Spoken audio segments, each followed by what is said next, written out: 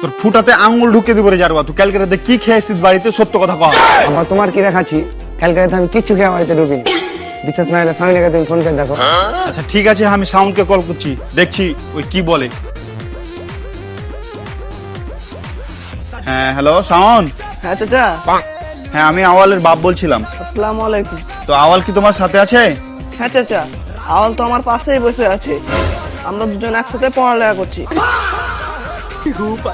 সামনের সপ্তাহে আমাদের পরীক্ষা আছে তো, তাই পড়ালেখা করছি। আচ্ছা ঠিক আছে। সাউন্ড ভালো তো, ভালো ছেলে ওই।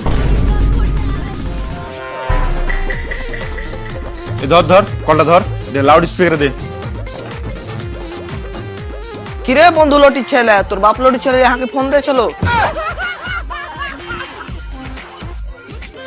ভেবেছিল যে সব কিছু বলে দিবে, তো আমি কি পাগল নাকি যে আমি সব কিছু কহে দিব?